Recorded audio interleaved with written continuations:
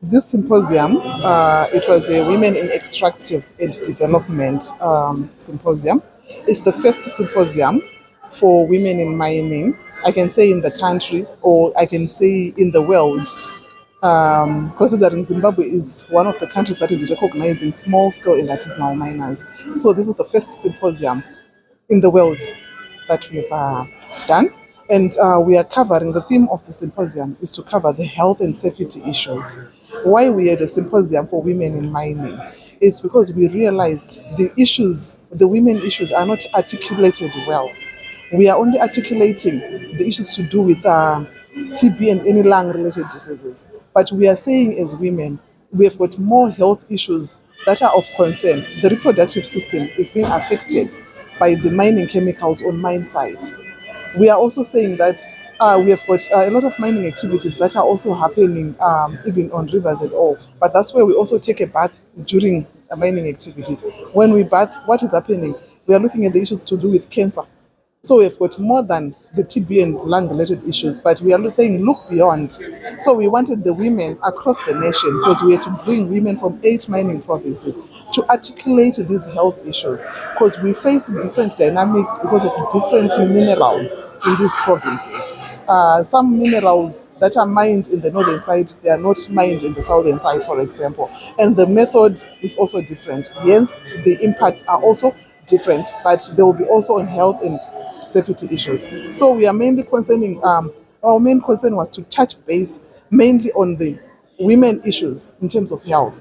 Further to that, not leaving or drawing a line with the youth, because we employ these young ones, we employ these youth.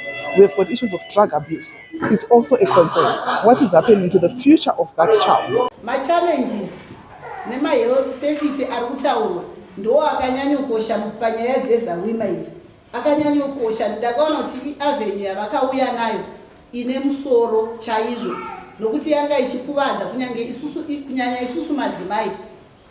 Zvikaitika pamaini pako zvinokonzeresa kuti pfungwa dzako dzive disturbed. Ndokupai example yakaitika pangu inini ndatove muzawima. There was a lady wandaishanda naye, ndichanda nemurume wake. So do you remember that year kwakaita heavy rain? Takanga achito director mvura kuti isaende pamuroad. So she said, arega ndimbonochinja ndanyanya madhara. Most of you know the story. Pakaenda papasina kana gomba, papasina kana chate expect. But zvakangoita within a blink of an eye kuti that pakabva pabreak and pangoti urute ndopa kuzotendeuka kutotarisa munhu apasisina. We searched for that lady for 4 days. Takazomuona the 5th day. I thanked the women because ndakuita problem iyo ndakadistendeka musoro. I found the chairperson, by then it was blessing Uwe. Ndikamutaura kuti ndo problem yaitika. I want to thank my Zawima ladies, all of you. Makamanya ndakatumirwa mari, vamwe handitozivi mazita avo, vamwe handitozivi vaingotumira muecocash. Every day in that case paiungana vanhu zvekuti paiswera pakazara. Ende ndoda kutenda spirit yemadzimai kuti mudzimai paiuya madzimai enharaunda vaiswera vakagara vachiti hatiendi kana mumwe wedu asati awanika. So I want to thank the women ladies. So what I want to tell you is failure inodzidzisa zvakawanda paupenyu. Even those challenges, they teach us a lot. They teach us how to grow. Failure iyoyo, because inini ndaita tsaona iyoyo ndakadzidza kuti okay, panharaunda iyi ndikasapafenza zvakare panoita tsaona imwe yakadaro. And after waita challenge yakadaro, do you know kuti unobva wapenalizwa? Takastopwa maoperations. So a challenge, it makes you to move into another level. Saka ndakagona kufenda paarea iyoyo, ndakagona kuisa masigns kuudza munhu kuti this is a no going area, you can't enter this without protective clothing. Saka zvimwe zvezvinhu zvinobatsira. Musazoti kana waita challenge munhu wemukadzi obva wadzokera mumashure. Keep on trying.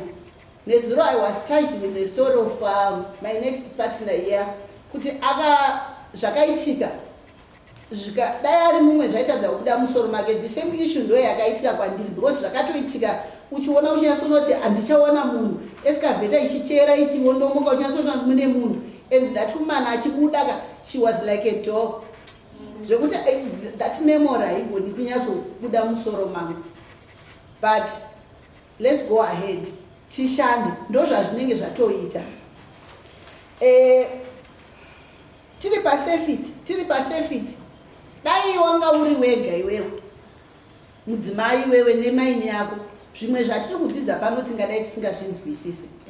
Do you know if we are together we have a unified voice, we speak one language. So tinonzwisisikwa because kana child kundai vachibva panapa vakatakura voice not only for her but for the whole of our associations dzavanotakura zvekuti kana dai vakataura naMP kana dai vakataura namambo vari panapa vanonzwisisa kuti vana vangu vane chichemo chakati chakanakira zvinhu zvine sefiti yekuti isusu patiri kuita mabasa aya takabatana semadzimai we can move around seeing challenge yemumwe nemumwe sekusheya kwatiri kuita uchitoinzwisa kuti challenge iyi ndinoigadzirisa sei. Let's not only talk but let's have solutions on how to deal with those challenges. Kana taita izvozvo zvakutibatsira kuenda mberi nema-associations edu zvichifamba. Then takabata problem madzimai ekuti taingoti tikanzwa association yakati wiri tikanzwa association wiri takutoenda tese. Ngatidzidzei kuti what's in it for you. Isusu vamwe takatosiya mabasa ekuti izvo zvindikutorwa neanhu kuti achigari changu chikutoenda zvakamira sei. But because there is something in Zawina that I want to learn which is important for me and my mind, ndinotouya ndatosiya. Saka tisangoita tatekere kuenda, ngatidzidzei kuti what's in it for that thing you are going to attend, not just going for the sake of mari